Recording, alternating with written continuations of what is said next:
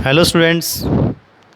आज हम lesson number 6 में जो इस लेसन की आगे की स्टोरी है उसको हम स्टडी करने जा रहे हैं। अब यहाँ पर जो दर्शन आगा है उसकी डेथ हो चुकी है और वो मर चुका है। जैसी ये खबर गुलनाज के पास पहुँचती है तो गुलनाज बिकेम पैनिक्ड और शॉक्ड। तो गुलनाज यहाँ पर जो है वो शॉक्ड हो जाती है। शॉक्ड तो बोलते हैं आघात या झटका लगना। ऐसी कोई बात सुन कर के जिसको सुन कर के मन में एक बहुत ज़्यादा दर्द या सदमा पहुंचता है उसको हम बोलते हैं पैनिक या फिर शॉक्ड होना। तो when she heard, when means जब, शी का मतलब यहाँ पर गुलनाज है। वैन गुलनाज हर्ड, जब गुलनाज ने सुना, द न्यूज़, जब गुलनाज ने खबर सुनी, ऑफ द डेथ, मृत्यु के बारे में, ऑफ हर हस्बैंड, कि उसके हस्बैंड की डेथ हो चुकी है। शी वाज पैनिक्ड, वो आघात, उसको आघात लगता है या उसको बहुत ज़्यादा गहरा सदमा लगता है ये बात सुन कर के। तो यहाँ पर जो गुलनाज है, गुलनाज बिकेम शॉक्ड और गुलनाज वॉज पैनिक्ड, कि गुलनाज को बड़ा दुख होता है कि जान करके कि जो दर्शन आगा है, जो उसका हस्बैंड है, उसकी मृत्यु हो चुकी है। शी फ्रोज, फ्रोज मीन्स होता है यहाँ पर एक तरह से पत्थर की तरह या बर्फ़ की तरह जम जाना, जिसको हम बोलेंगे हिंदी में जड़वत हो जाना। तो एक तरह से जड़वत हो गई थी वो, यानी कि वो जम गई थी बर्फ़ की तरह। उसकी जो फीलिंग्स है वो उसके अंदर से निकल गए थे। ना तो वो रो रही थी, ना हंस रही थी, ना वो उसके आंखों से आंसू आ रहे थे। तो एकदम से फ्रोज हो गई थी वो, जिसको बोलते हैं आघात या सदमा पहुंचना, जो बहुत ख़तरनाक होता है।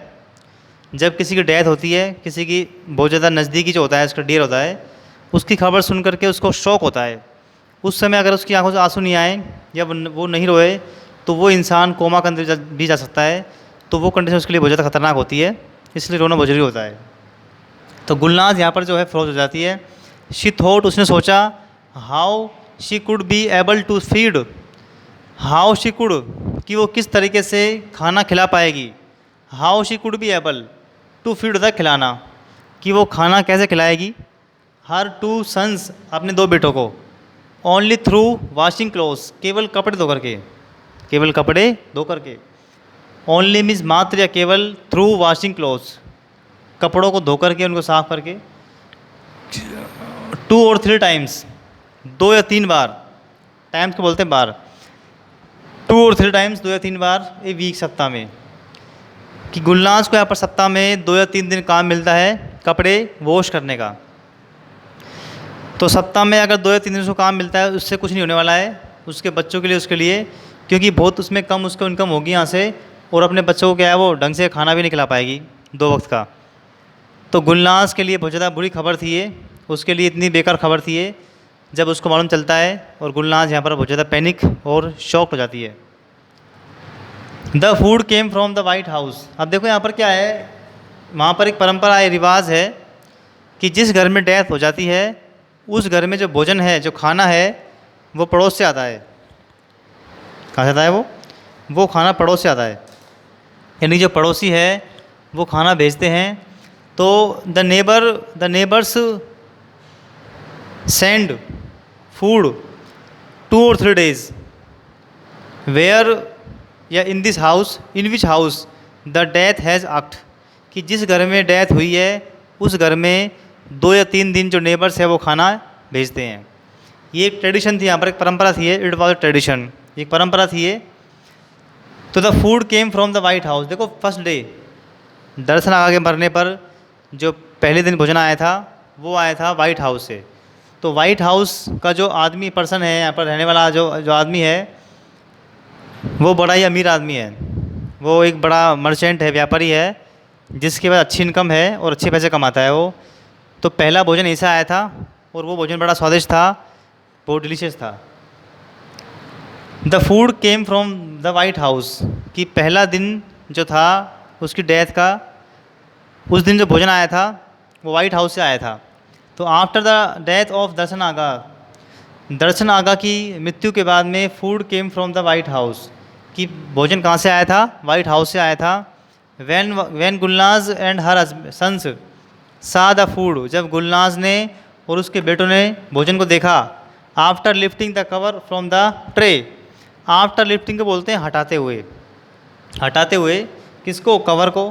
फ्रॉम द ट्रे, कि वो ट्रे जो कि मेड लाई थी, मेड नौकरानी, वाइट हाउस से जो नौकरानी थी आई थी, उसमें उसके हाथ में ट्रे थी और उसमें लाई थी भोजन वो, ठीक है ना। तो वाइट हाउस से जो यहाँ पर मेड आई थी उसके हाथ में ट्रे थी,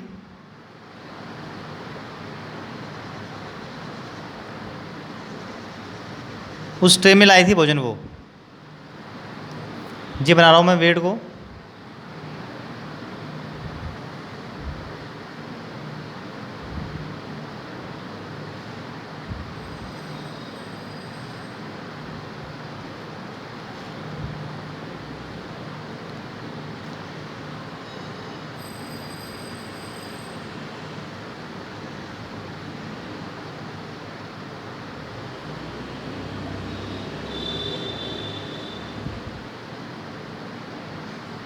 ये जो भोजन लाई थी वाइट हाउस से, ये मेड थी वाइट हाउस से आई थी ये, और इसमें डिफरेंट डिफरेंट टाइप के यहाँ पर व्यंजन थे, फूड थे। When Gulnaz and her sons, जब गुलनाज और उसके जो बेटे हैं सा, उन्होंने देखा द फूड, किसको देखा? भोजन को देखा। After lifting the cover, cover को हटाने के बाद में, जो प्लेट थी वो ढकी हुई थी, उसका जो कवर उसका हटाता है, कवर उसका हटाया गया। तो फ्रॉम द ट्रे, ट्रे से द, और अरोमा होता है खुशबू, सुगंध, जो सुगंध थी, खुशबू थी, ऑफ द फूड, किसकी? भोजन की। बेकन दैम, बेकन को बोलते हैं यहाँ पर अट्रैक्ट करना, अपनी ओर खींचना, कि भोजन की जो सुगंध थी, जैसी उस प्लेट को हटाया गया, ढक्कन को हटाया गया, प्लेट के ढक्कन को, तो वहाँ से एक सुगंध निकलती है, बहुत स्वादिष्ट सुगंध, जिसको बोलते हैं हम अरोमा। क्या बोलेंगे इसको? अरोमा। तो अरोमा होता है सुगंध, जो भोजन की में से खुशबू आती है उसको बोलते हैं अरोमा। तो फैल जाती है वो पूरे कमरे में, उसकी खुशबू इतनी खतरनाक होती है जिससे कि गुलनाज और उसके बच्चे, उनको एकदम से क्या है, भूख का एहसास होता है। दे गैदर्ड, वो इकट्ठे होते हैं, अराउंड द टेबल, टेबल के चारों तरफ, यानी कि जैसी प्लेट लगा आती है, प्लेट को हटाते हैं वो, ढक्कन उसका हटाते हैं, तो तीनों चारों यहाँ पर बैठ जाते हैं प्लेट के पास। They had never tasted such food, good food. They had never tasted, उन्होंने इस प्रकार का कभी भोजन टेस्ट नहीं किया था, उन्होंने कभी ऐसा भोजन नहीं खाया था बिफोर, इससे पहले। It was really delicious food, यह वास्तव में क्या था? बहुत ही ज़्यादा स्वादिष्ट भोजन था, कि ऐसा भोजन इन्होंने पहले कभी नहीं किया था। तो ये था इसके बारे में। गुलनाज जो है बड़ी दुखी होती है पति की डेथ के बाद में, लेकिन जैसे खाना आता है और वो बच्चे जब वो खाना की प्लेट हटाते हैं, तो उसकी खुशबू से क्या होते हैं, वो सब कुछ भूल जाते हैं कुछ देर के लिए कि कौन मरा है घर में, और सब लोग खाने बैठ जाते हैं। तो यहाँ पर हमने देखा कि वो लोग कितने गरीब थे और इन्होंने ऐसा भोजन कभी ज़िंदगी में नहीं किया था, इन्होंने पहली बार किया था। बाकी हम पढ़ेंगे नेक्स्ट वीडियो में। Okay, thank you.